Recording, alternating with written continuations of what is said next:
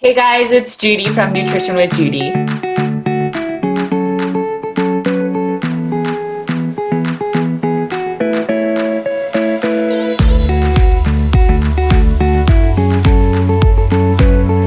Okay, I am so excited for this video. I just kind of wanted the gut health series to just end so I can share this video, but wow, I found this doctor. She is amazing. She focuses on thyroid health, hormone health, and how to naturally heal women on a meat-based diet. So I am very excited for you guys to watch this video.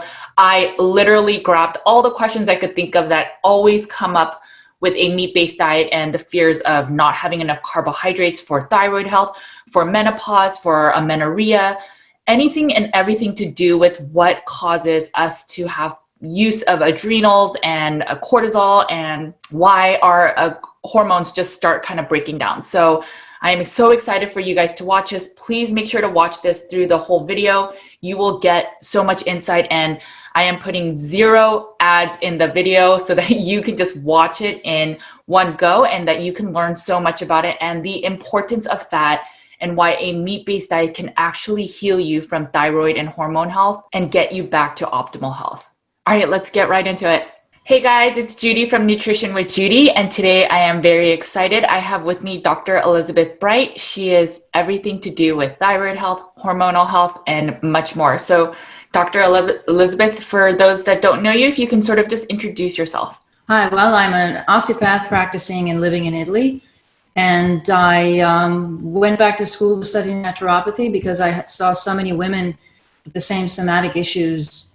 Dowager's hump, we call it buffalo hump in Italy, inflammation, joint pain, that my treatments weren't getting rid of. I was able to reduce inflammation with my techniques, but I realized that it had to be something else other than misalignment and overuse. So I went back to school and I fell in love with, I specialized in naturopathic endocrinology, and that just sort of opened up a whole new world for me.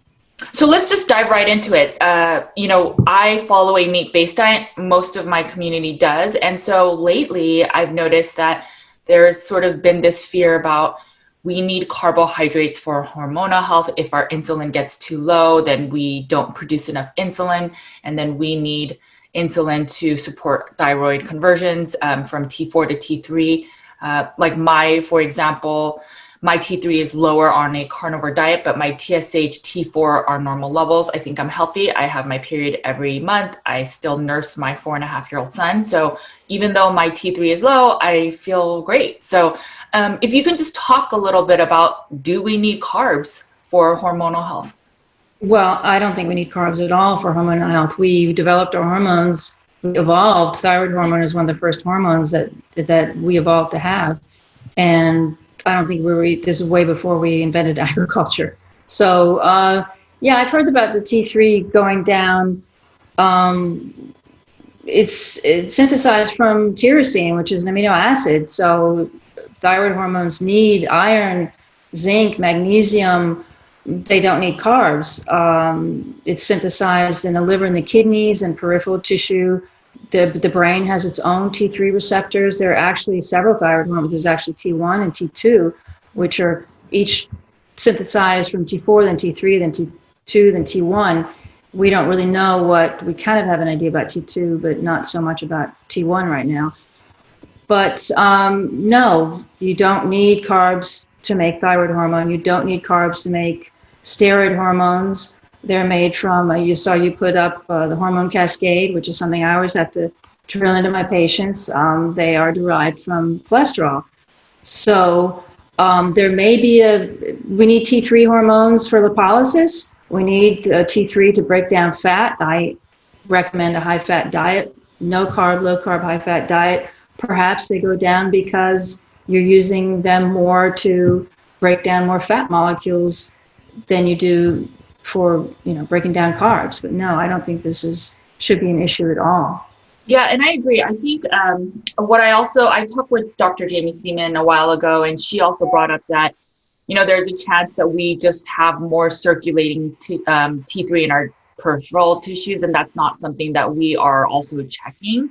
And so maybe it's that as long as we feel fine, that it's not a issue that we are not eating carbohydrates. So then, for some of the women, then why are they losing their period on carnivore, or their hormonal health, like their hair may be falling out, they're not sleeping through the night now, they just are wide awake at night, they just have poor sleep, energy is really low. So what are the reasons then why this is happening? Well, you have to look at why they are changing their diet, why they went to carnivore in the first place for their health, right? So maybe these things, the carnivore diet didn't improve all of the symptoms that they were looking to improve.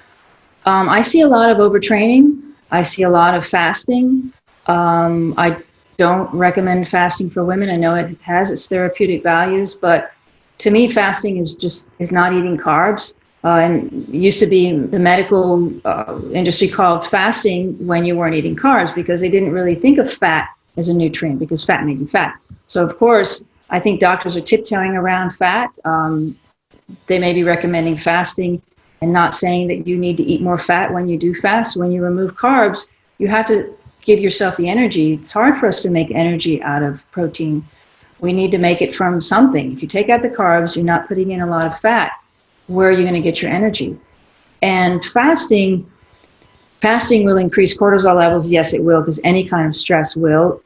What you're trying to achieve, maybe that's not the right thing. I'm not saying that these people are fasting necessarily, but I see a lot of that. I also see a lot of under eating. So, as you said, I think there is still the stigma of fear of fat, right? So even in the keto carnivore space, I see that there are people that believe, hey, if you have fat on your body, you don't need to eat excess fat. And I think that may work for men, but for women, especially if you have metabolic disease, I don't think the whole gluconeogenesis is the only way you should be getting energy. I think it's, insufficient or inefficient too. But there are a lot of people that say, do that kind of proteins modified fasting where you eat more lean meat, and then you can just have like one day of eating a higher fat meat diet, but in general you can just kind of get really lean by eating a ton of protein. And there are many advocates for that, but it seems to not work for women, right? Because of the hormones. No, it doesn't work. Let's talk about lean. Why are you getting so lean anyway? We need a hormonal reserve. I would like to be agile, slender, but I don't want to be lean, because where are my stress hormones going to be deposited? Where are they going to be there for me when I need it? When, I don't know, I have to run from a tiger, I have to run from a car, I have to move quickly because something is happening. All these hormones come from a small amount of fat that has to be covering your body. We're not there just to have muscle, because, if you look at the people who survive in the wild, they're going to have a little bit of fat. They can't just be lean muscle tissue.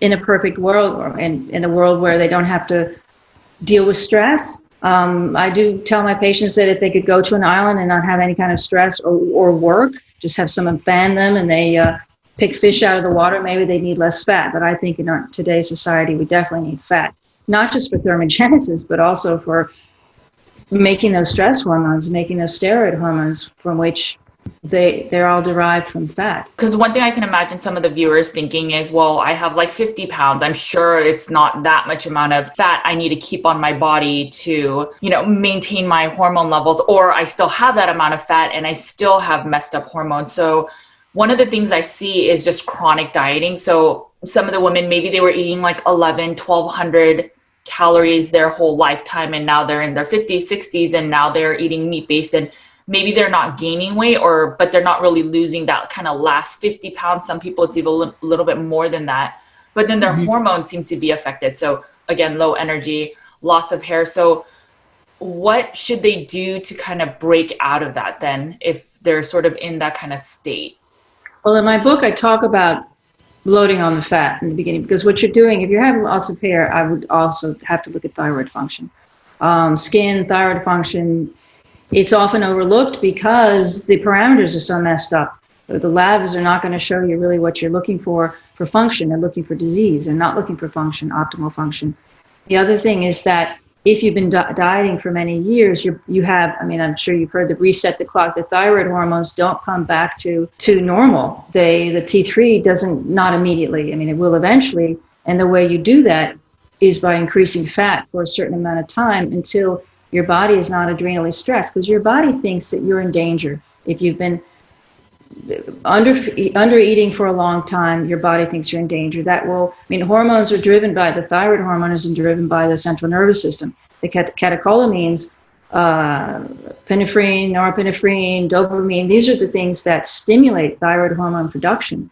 So if these neurotransmitters are out of whack and you've been stressed for a long time, your body's not going to feel at ease in order to let that weight go, because it's really keeping it on for, yeah, maybe you may think that it's too much to deal with stress, but your body doesn't really know that because it's been dealing with this for years. And I usually recommend trying to balance this, address stress and adrenal function by eating fat for some amount of time until your body feels relaxed enough to let the weight and the water go.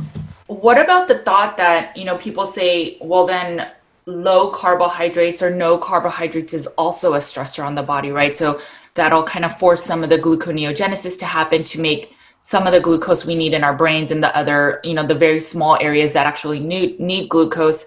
So why not just consume sugar and just be a less cortisol tax on the body? I mean, is there any merit to that? What have you seen in kind of your practice? Well, I personally don't find any merit in that. Gluconeogenesis is going on all the time, as we know, for the few parts of the body that do need the glucose. Low carb, high fat is not a stress in the body. All the studies that were done on seeing thyroid hormone go down were done in the 70s and 80s, and they were all starvation diets. There was one study, McCarger, in 1988, I think, or 85, that actually did a high-fat, low-fat diet, and the high-fat diet on those people involved the T3 hormone did not go down. It was not reduced. And all the other studies were using 800 calorie, 600 calorie diets. So you can't really say that T3 goes down without carbs. They actually added in 75 grams of carbs in one study, and the T3 did not improve. Thyroid disease and hormonal health being an issue is more rampant now than ever. And most of these people are eating carbs. And so it's interesting, right? So like a paleo diet, they eat pretty low carb. It's not fully no carbs, but they eat still like a lot of dried fruit. They still eat fruit, they eat nuts, and a lot of them still have like low thyroid, right? So I just don't see the logic where people are like, you have to eat the carbs and that's what will heal your hormones. Because again, like you're saying, I feel like it's so much people undereat on carnivore, or that they're eating too little fat. So, actually that makes me think, when you say high fat, like what do you mean by that? Well, yeah, my model in my book is net weight in your weight in kilos, because I do live in Europe, and get your net protein, 1 gram of protein per kilo of body weight times 3. Oh, okay. So I think that's like 70% fat then, right? Is that 75 to 80 to 20 fat, or 70 to 30.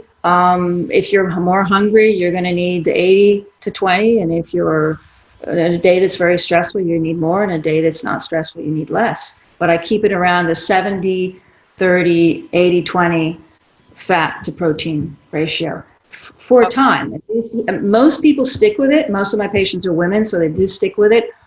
We're not talking about, I also just wanted to say that carbs are inflammatory. So, I mean, I think orange juice and Coca-Cola is inflammatory. So I don't see how that isn't creating stress on the body. Yeah, we metabolize it immediately, but that metabolism is destructive. We know that. That's why ketones are less destructive. Eating fat is less. The whole metabolism here we have kids going around with scooters, diesel scooters, and they go around, you can't breathe when they're riding down the block because it's such dirty gas, dirty energy. And a higher form of fuel is cleaner. There's less damage caused by metabolizing it. And that's really what I see is carbs versus fat. You have to have one or the other. What about the women? Because I'm just trying to think of, these questions that the followers will kind of ask. And one thing I know that people will say is, well, I can't tolerate 70% fat, right? And this is where I kind of focus in on gut health, but they'll say if they consume, Absolutely. Absolutely. Absolutely. So absorbing all that fat is an issue with some people. Yes. Most women, one of the most common surgeries in the U.S. is gallbladder removal. A lot of the women I treat in Italy who are in their 60s don't have a gallbladder. They lost their gallbladders because they stopped eating fat since they were 15. Your gallbladder is a muscle. It has to move. It loses its muscle tone if you never give it fat. If you never eat fat, your gallbladder's not going to be doing anything. The liver does produce a small amount of bile, but we need the repository of bile that's in the gallbladder. And if the gallbladder hasn't been doing it for years and you don't have a gallbladder, you're going to have difficulty emulsifying the fat in the beginning. I do recommend ox bile for these cases. It's like the only supplement other than iodine, we'll get to iodine, that I recommend. People that remove their gallbladder, most times it's either because they're maybe eating toxic fats, but it's also because they're not eating enough fat. Is that why most? Not eating enough fat. Yeah. Interesting. Okay. It's bile salts accumulate they're not used. It's just staying there. They rust, let's say, in the gallbladder. Over time, as they take the ox bile, then you're saying that they can tolerate a little bit more fat. I don't have anybody who can't tolerate the fat. They may have occasional diarrhea in the beginning. A lot of women are grossed out by fat, just like women are grossed out by meat because they don't have enough HCl in their stomachs. They've been taking antacids here for years. Fat is gross to some people because they've been told since they were, since the 1960s that it's gross. Before, society saw it as a necessary, crucial nutrient. So I agree. Yeah. I mean, I was eating 2 pounds a day in one sitting, and that was way too much meat for me. And then basically when I split it up into 2 meals and had maybe a pound, 1 pound works much better for me. And then I sit around the 70 to 80% fat. And that was what did it for me for carnivore, that now I feel wonderful. I can work forever and just get a lot done. But when I was eating the 2 pounds with just no real added fat and I was trying to eat it lean, but I was still eating like ribeyes, but so it's still fatty, my energy would tank and my glucose would go up into like the 130s. And so I knew it wasn't really working. But instead of just saying this diet doesn't work, I, manipulated it where I had now 2 meals, a smaller protein, but much more higher fat.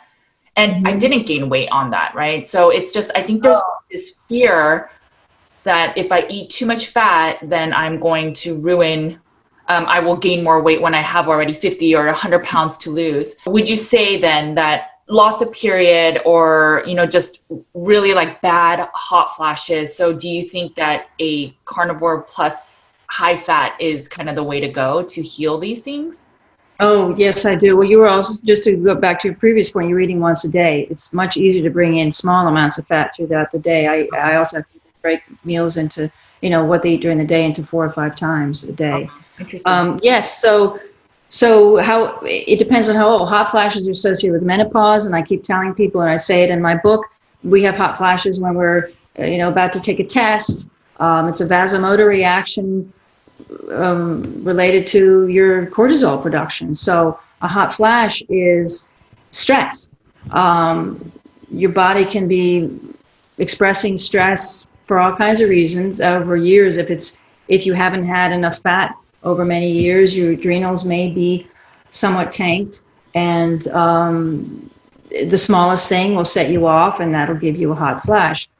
Periods, menstruation, depending upon your age, all these hormones are synthesized from cholesterol, going down the cascade, the hormone cascade. If you've been very stressed, you're going to send it all to cortisol, and you won't be having enough to make progesterone and then estradiol, and then, so that's really what happens there. There's an imbalance in synthesis is what's happening. First, you need the ingredients to make the hormones, the steroid hormones, which is fat. You have to be able to break them down, and you have to be sure they're not going to make stress hormones, that they're going to make hormones that will trigger menstruation. When people then take like HRTs or support to then make themselves pregnant. Yeah.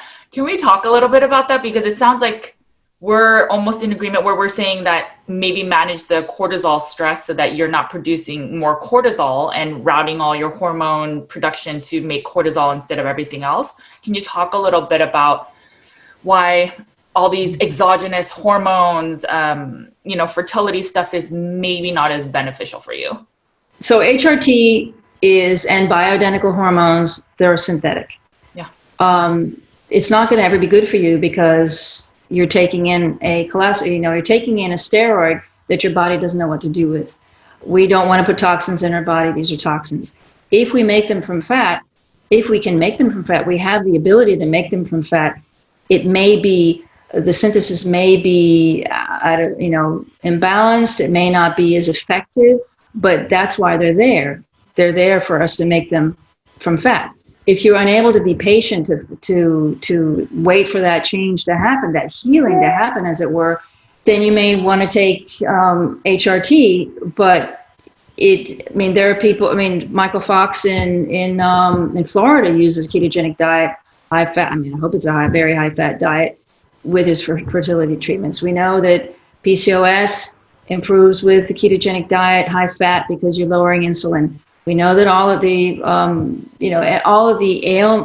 illnesses that women have regarding overproduction, underproduction, these benefit from a high-fat diet. HRT is not going to be good for you ever. If you do have a case where you absolutely want to take it for that time, then there really isn't anything to do about it. If you're 36, I have patients who come to me and they want to have babies when they're 36, but they have been eating low-fat, isocaloric for 15 years. I don't know that the high-fat diet for 6 months is going to fix it in time. So that's why I say it's kind of a loaded discussion. There may be a choice that you have to make. We would, and that's why I'm writing the next book about adolescence, because we would want our daughters to be able to understand that for so many other reasons other than fertility, they need to eat a meat-based, high-fat diet. From there on, from when most girls stop eating fat and stop eating meat in the adolescence. So yeah, it's important for the rest of your life. But no, HRT does not give us anything other than this possibility of it's a hack. It's a hack. And there are a lot of side effects to hack. There are many side effects to every single medication. And I go into each one in my book, but that's a hack. And if you need the hack, that's one thing, but it's not something that beyond that will benefit you in any way. Definitely not for menopause. So I know that one's made from yams, but they are still processed in labs, and so they're not truly natural. But yeah, yams are not. They're not ours. They're not made from our cholesterol. It doesn't matter if it's not 50 million component molecule with a brand. Each HRT has an added molecule so they can put their little brand on it, so they can sell it as a pharmaceutical. Otherwise, it would just be natural. But it would not be. It wouldn't have their trademark on it, so they wouldn't be able to sell it. Pharmaceutical companies. So each one, that's another synthetic thing. That extra molecule that they've added to this steroid hormone is something even less natural. Let me step back and ask you a question that you just brought up, because I'm sure someone's going to ask this, but you mentioned that if you can't tolerate fat, to have maybe 4 to 5 meals. I think a lot of people that come to a meat-based diet think that, hey, I'm trying to reduce my insulin, and so if I eat 4 to 5 times a day, that's kind of back to the standard American diet, and it's back to the glucose insulin. And so I know, but I just want to clarify so that it's not spiking insulin, and if you can kind of talk about why it's not doing that roller coaster on a high fat diet. Yeah, well, the fat is not going to spike insulin, and since you're eating mostly fat 3 times to 1 fat to protein, you're not going to spike insulin. My patients stay between 70s and 80s eating this way throughout the day. A 2-pound ribeye is going to be much more protein, and that could possibly, I know that they're trying to hack their metabolism by eating 1 time a day, so get run out of glycogen and make sure that the food that you eat doesn't turn into glucose as easily as it were if you were eating it more times during the day. I think that we see cortisol going up anyway because people are hungry. I don't think I could ever eat one time a day because I'm very active. I'm working, I exercise, and I don't think I could do that, me personally. And I also find that most of my patients have active lives, and I don't think they can do that personally. I think it's easier for men who are athletic, perhaps, but not for women. Yeah, so breaking it down is not, the standard American diet is high carb, and high trans fat, and you're not going back to the standard American diet by eating several times a day if you're eating mostly fat and a moderate amount of protein.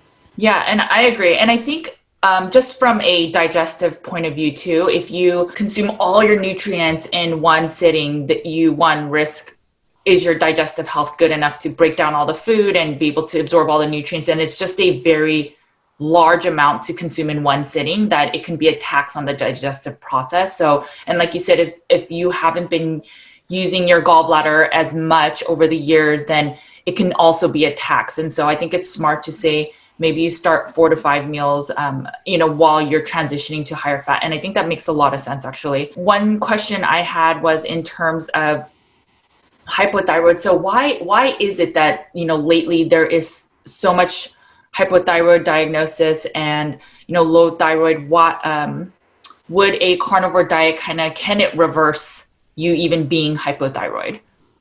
To some extent. I mean, if you look at the literature, hypothyroidism has exploded since the 80s, and that's kind of when we stopped eating fat. 60s, 70s is when Ansel Keys was on the cover of Time in 58. 1984, they had that cover with the sad face, the eggs and the bacon. So it's skyrocketed for sure. There are other elements, not just carb, that create hypothyroidism. Lack of iodine. There's many more. I don't remember exactly right now when they started using bromide instead of iodine in flours in the US and also the rest of the world. These are halides that interfere with iodine absorption. Fluoride interferes with iodine absorption. Xenoestrogen creams, phthalates, pesticides, all these things interfere with iodine absorption, and the thyroid hormones are made out of iodine molecules. So if you can't absorb the iodine, it's not in the ground anymore because the pesticides have knocked it out. It's not, where are you going to get it? We used to just get it from the ground. There are many goitrogenic areas in Appalachia, where my family's from, in the South. All of my relatives, all the women had some form of hypothyroidism. There are so many places that don't have enough iodine, and the RDA is so low that nobody's getting enough iodine. And this is really important. Stress, adrenal stress, impacts thyroid function because the adrenals and the thyroid gland work together. So yes, it's kind of a perfect storm to create hypothyroidism. Hypo, I say hypo because hyper in my mind is a variation of hypo, because anybody who's hyper, if they don't have the thyroid taken out, they're going to end up being hypo because they're going to. Right. So do you actually recommend then that people take the iodine drops every day, and just like everyone, or is it just people that are, struggling with their thyroid health? Well, we need iodine for our breast tissue, for our ovarian tissue, uterine tissue. We need iodine for everything. When I have a patient who has any kind of hyperplasia, I'm going to put her on iodine. I do recommend that most people take iodine drops, Lugol's iodine, which is certain, it's not potassium iodide. Every day, and because we can't get it from our food anymore. And I also think that hypothyroidism is just not diagnosed as easily as it used to be, because there's more of it, and the diagnosis is harder to reach because of since TSH was discovered in the 70s, everything is geared toward TSH results instead of T3 and T4, which is that's what they used to do until 74. They would do T3, T4, free T3, T4, and then now they just do TSH. Autoimmune conditions are on the rise, absolutely. Hashimoto's is the most common thyroid disease there is right now. Most of my women patients have either Hashimoto's, or they have Sjögren's, or they have another form of autoimmune. I say condition. I really like to use the word disease. And if you have one, you're going to have the other. So it's called Schmidt's polyglandular syndrome. But if the body is attacking itself somewhere else, it's going to do it somewhere else. Right. So thyroid disease, any kind of autoimmune condition, kind of, you have to be aware of looking for others. And since thyroid hormone is the mother hormone, I like to treat that first, and then the other ones kind of fall into place. How many drops of the Lugol's do you normally recommend, or is it kind of bio-individual? It's different. I mean, the minimum I think would be, and now it's hard in the US, you can't get 15% anymore. They only sell 2 and 2.5%, but I would say 2 drops. I mean, that's what I take. Okay. And you think that to, again, just kind of start healing this hypothyroid, hyperthyroid, it's really just eating a meat-based high-fat diet, and that can support a lot of it? Yeah, because you're getting, the thyroid needs these essential elements. It needs these things. It doesn't need carbs. It needs zinc. It needs iron. They've seen that supplementing with iron help the thyroid so much. Usually there's an iron and iodine combination. Where is iron? It's in beef. Where is, there's just no, vitamin D is crucial. Vitamin D you get from fat hormone, from fat soluble, from fat, this is fat soluble hormone. So you get it from butter, you get it from tallow, you get it from egg yolk.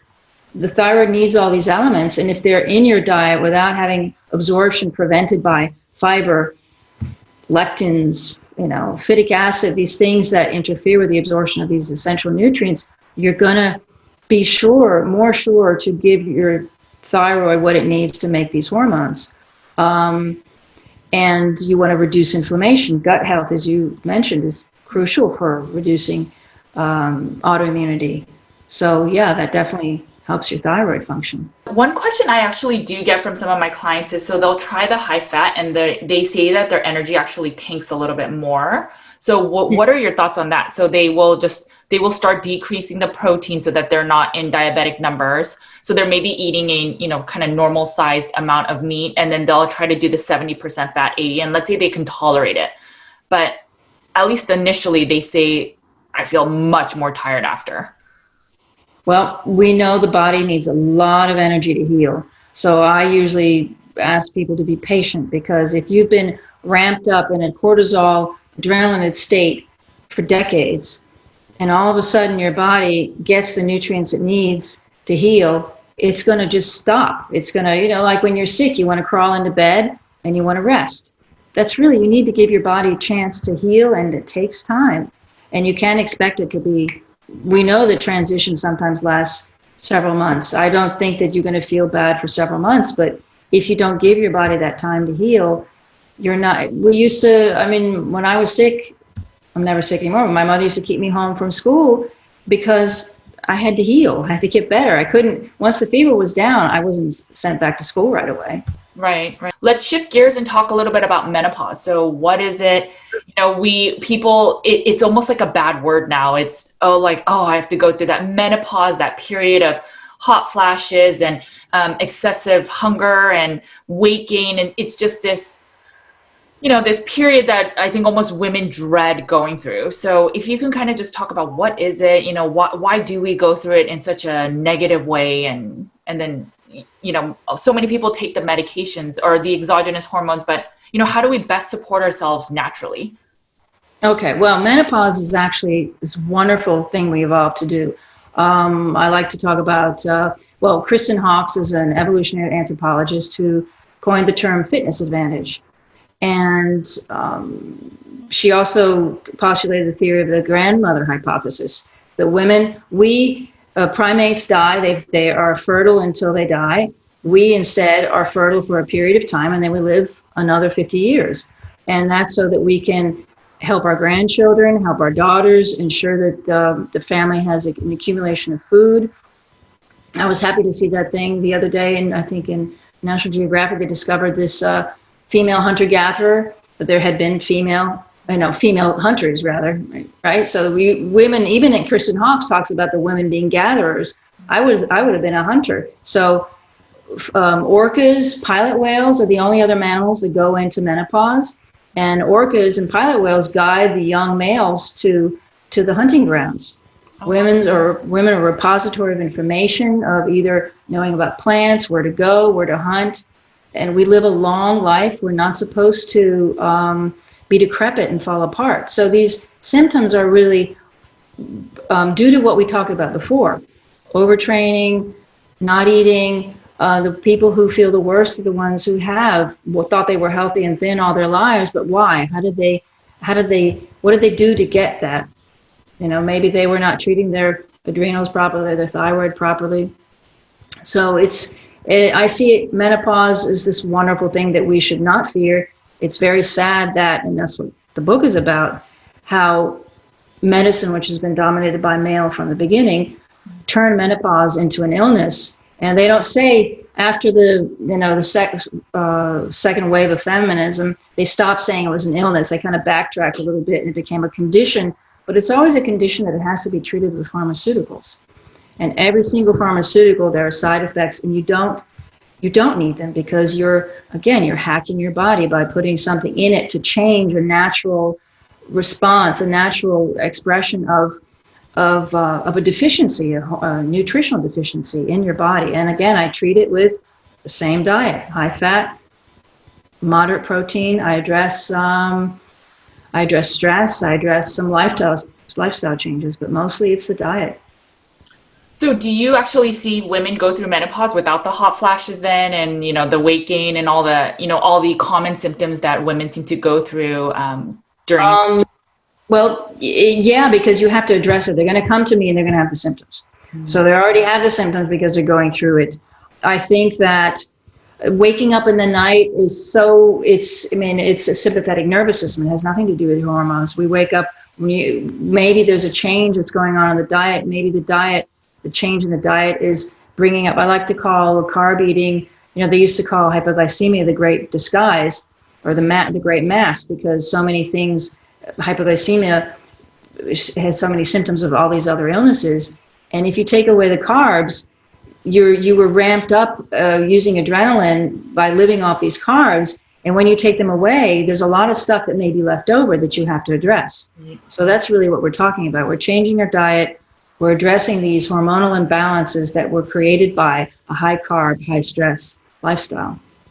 Yeah, and I think that makes a lot of sense, because when we go to a meat-based diet, I think people initially feel really well because they remove a lot of trigger foods and toxic foods. But then over time, they start feeling, especially the hormonal part, if they're not kind of eating the higher fat, they start feeling a little bit regressing almost, right? And so then they think maybe it was because we removed carbs. But I think they're just that much closer to root cause healing, like you're saying, that if they maybe just add some more fat, they can even heal further.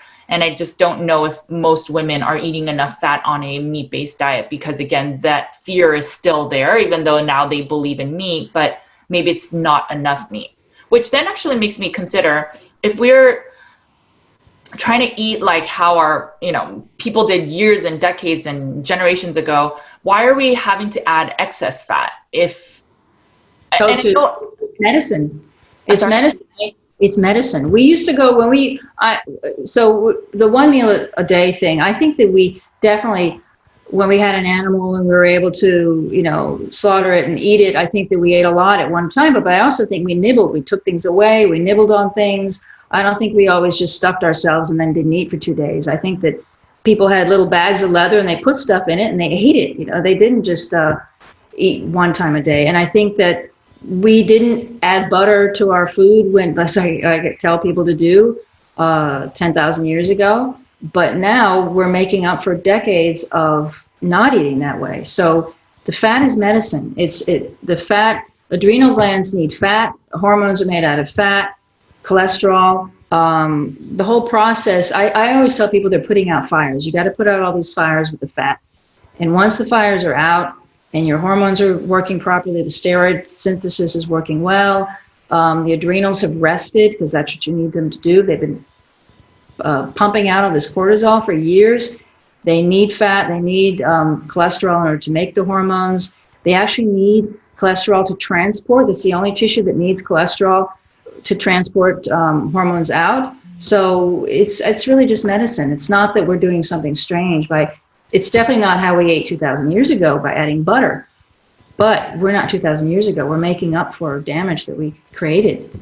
For the women, so let's say, they are healing their hormones, but the biggest thing they still struggle with is being able to sleep through the night, right? So they are still waking up multiple times. I still think it's cortisol related, and maybe they just need to fix some of the lifestyle. But, how do you help somebody kind of sleep through the night and, get restful sleep on a meat-based diet?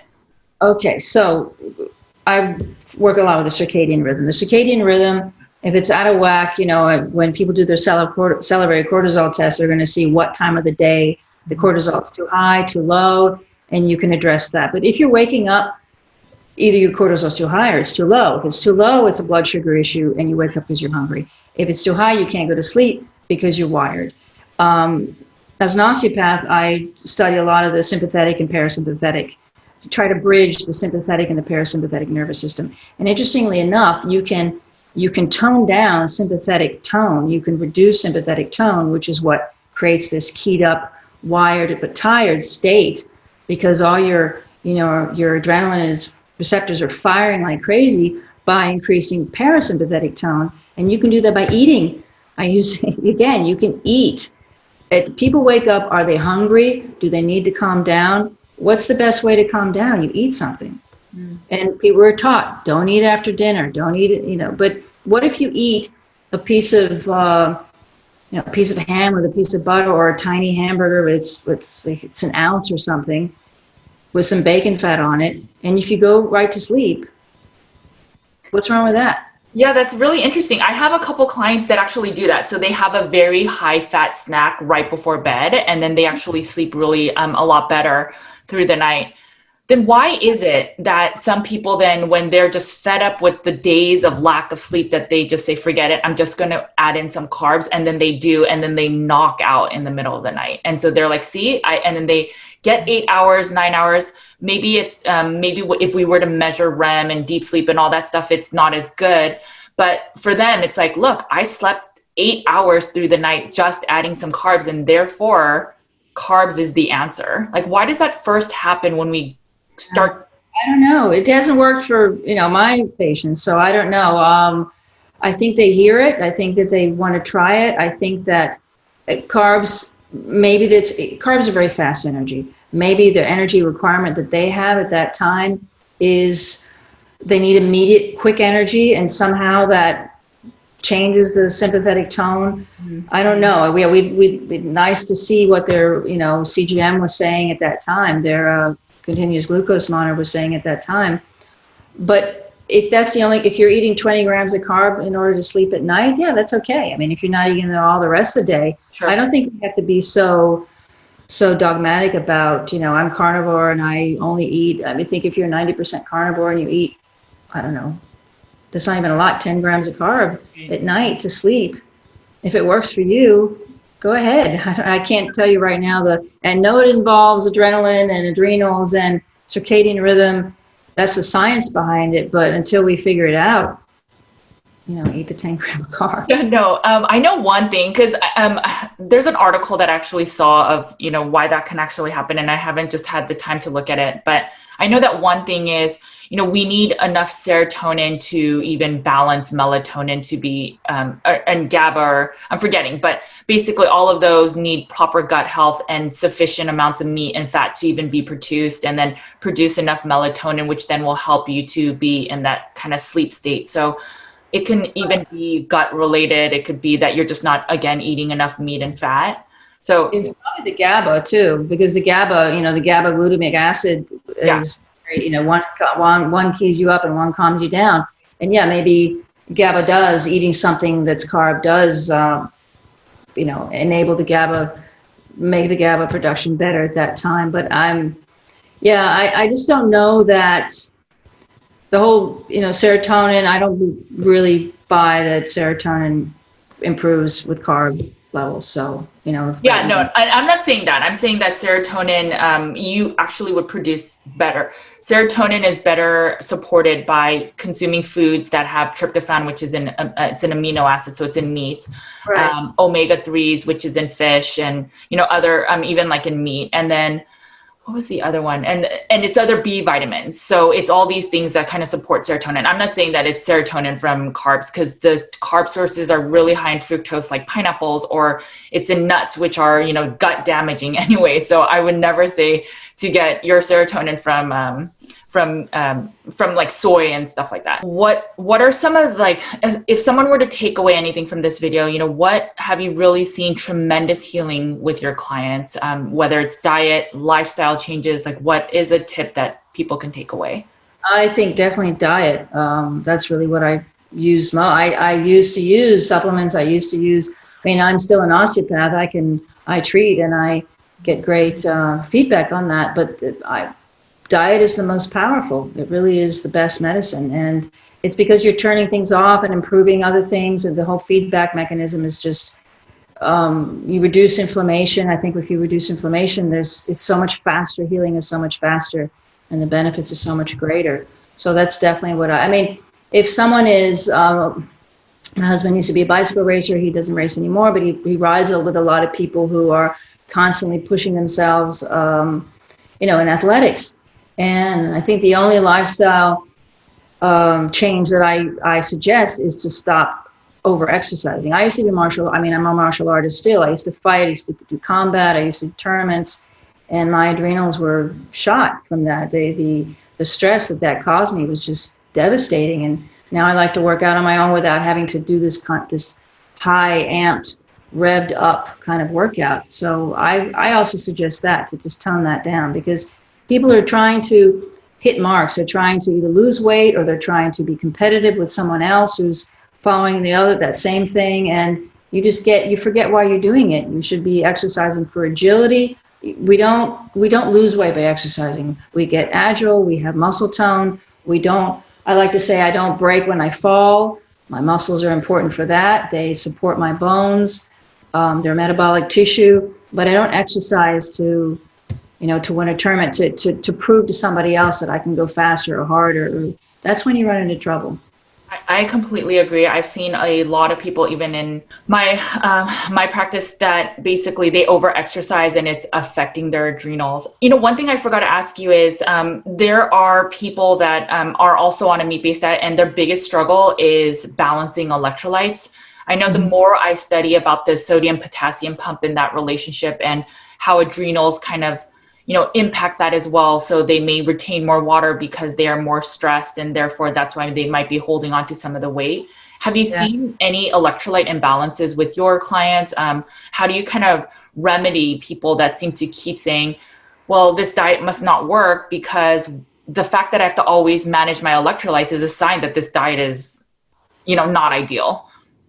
Yeah, well, I find that people who usually start, they lose water weight so that is, their electrolytes are, I do tell people to salt to taste. Then people may have cramps in the night, but it's difficult for me because a lot of my people have thyroid issues. My patients have thyroid issues. So they may have, we know that, the back of your leg, the soleus muscle and the gastrocnemius muscle cramp when you have adrenal fatigue.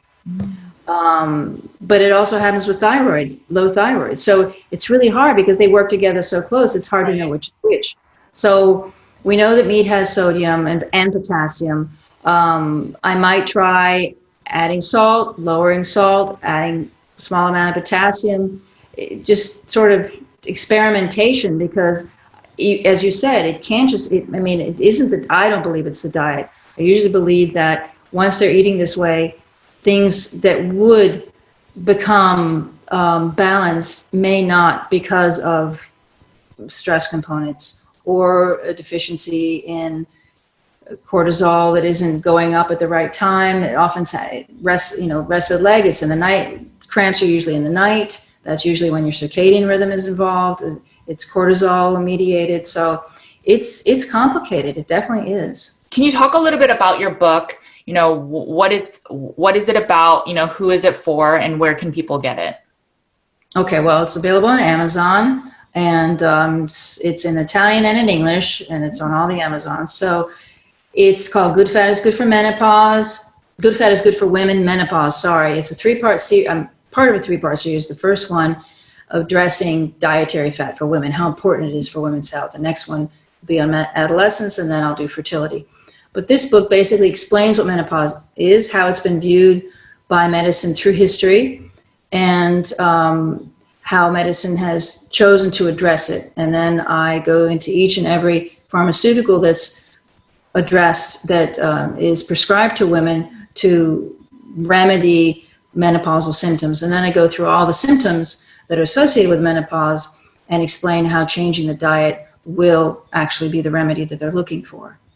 That is awesome. I am definitely going to get that. What about for like the younger women that are not in menopause? Can that book also support them as well? Absolutely, because it goes over what we talked about. It goes about diet, how fat is important, and protein is important for women's health at all ages.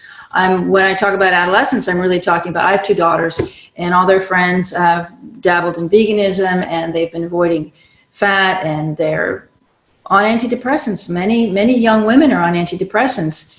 In Italy, it's almost de rigueur to, if a girl comes in with any form of depression, she's going to be prescribed an antidepressant or a benzodiazepine.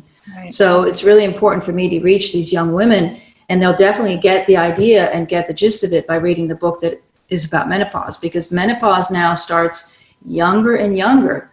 Perimenopause was invented in the 1980s. It's not a medical condition, as neither is menopause, and women are having symptoms in their 30s. Wow. Okay. Well, I will share all the links in the book. In terms of your clients, do you see people virtually, or do you just see your patients in Italy, or do you also do virtual? No, I do online consultations all over the world. I speak several languages. I speak French, German, Mandarin, Chinese, and Italian, obviously, and English. And I have a studio here. It's been open and closed because of the lockdown, but I do have a physical studio. I do treatments, but no, I do a very complete online consultation. Oh, perfect. So if you can just share, where people can find you, your website, and I'll also, again, put everything in the notes as well. Sure. elizbright.com is my website, www.elizbright.com. I have a couple of Facebook pages in Italian, but